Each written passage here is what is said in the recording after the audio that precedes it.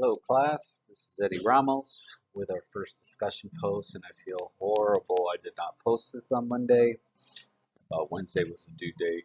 Totally on me, so apologies if you've been waiting for this video. Hopefully it'll be worth the wait. Uh, so this is week 3, our student teaching and video posting and discussion course. My name is Eddie Ramos, and this is for our class, which focuses primarily on institutional fundraising. So here is my overview. Here are the things I'd like to talk about today.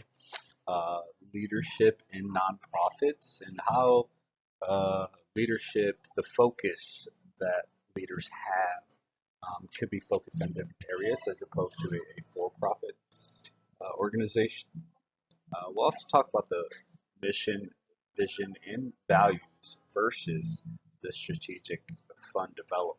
And it may surprise you, but they have a very symbiotic relationship in the sense that once you create your strategic fundraising plan, you may actually need to make some adjustments in your mission, vision, or value statement.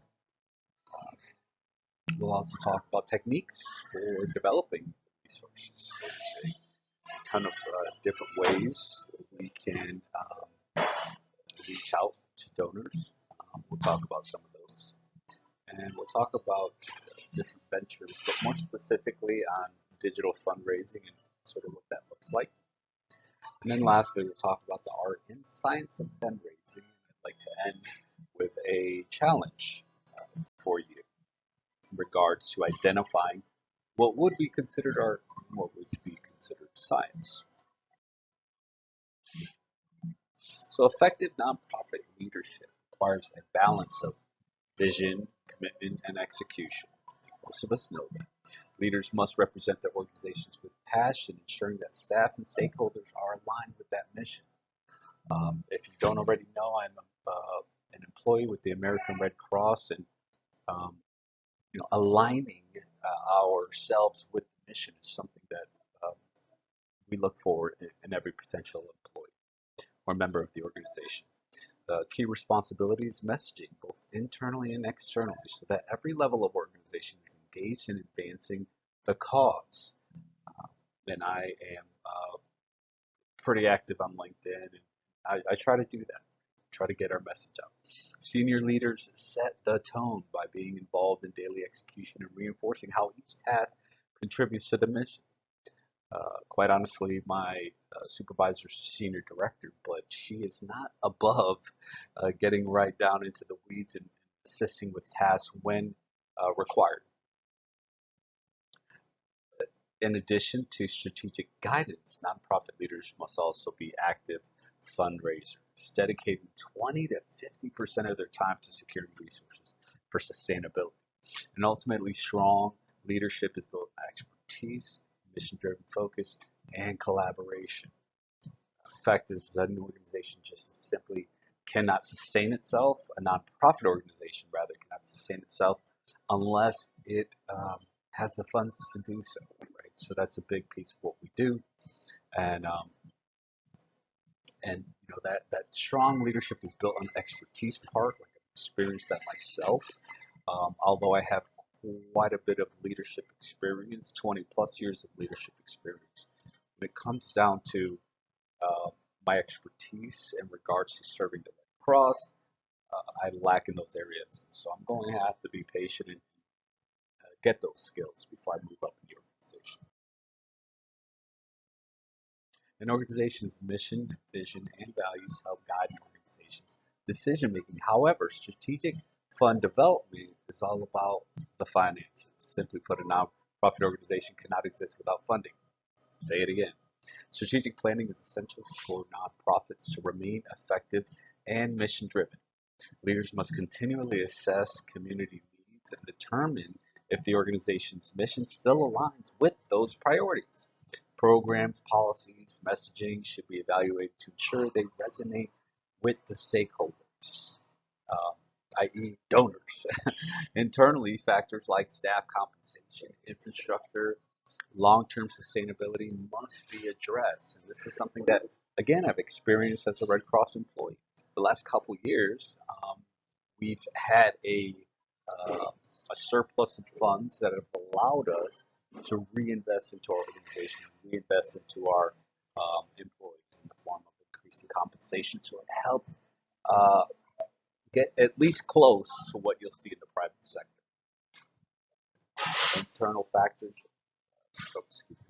growth opportunities should be carefully weighed against potential risks. Financial health must be monitored to sustain future initiatives.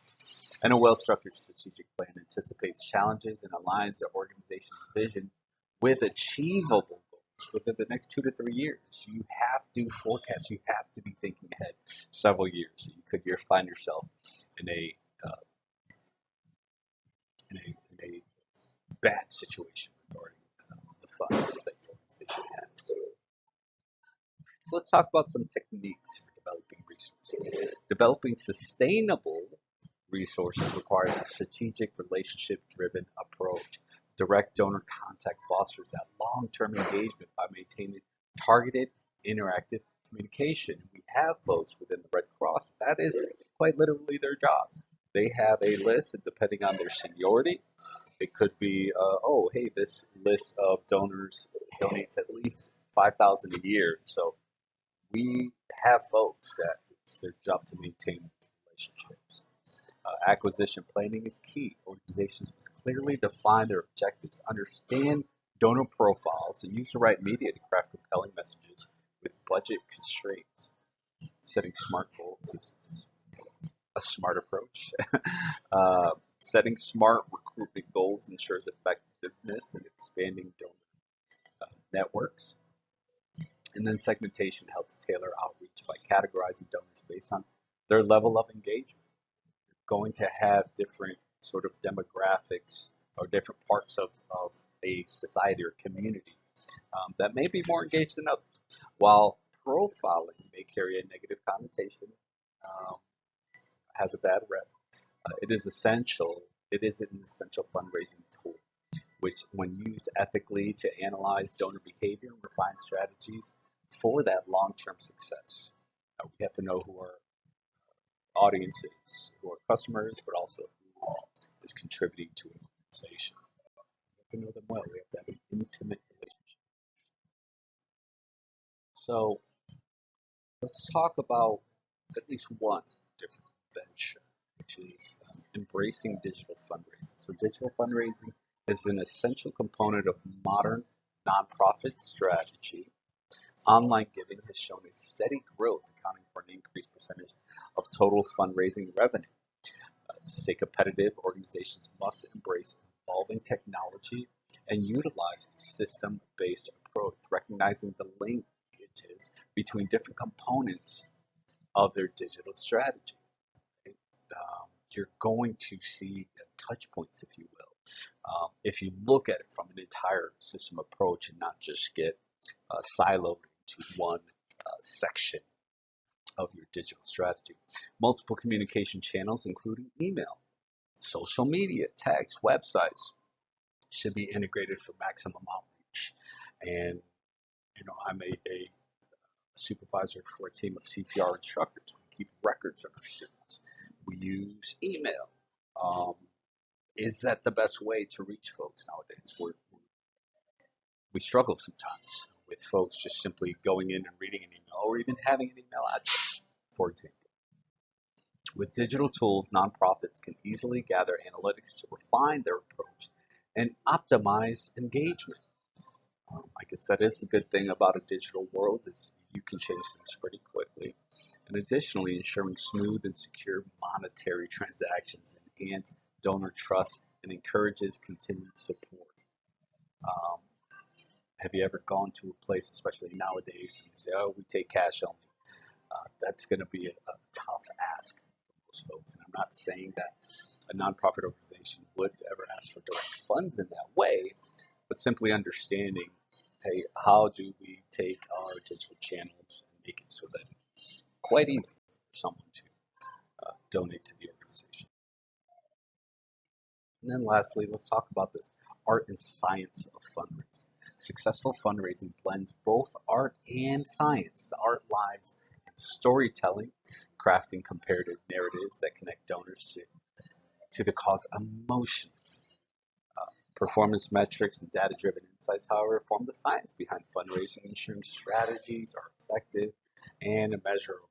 If we're not measuring it, it's probably not worth doing, right? Or if it's worth doing, it's definitely worth measuring. A well-structured plan includes clear objectives, SWOT analysis, uh,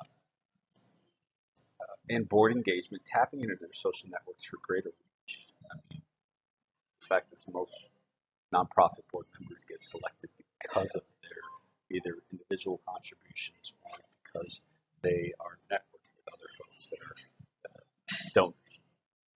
The fundraising cycle is a continuous process of planning, analysis, outreach, solicitation, stewardship, and renewal.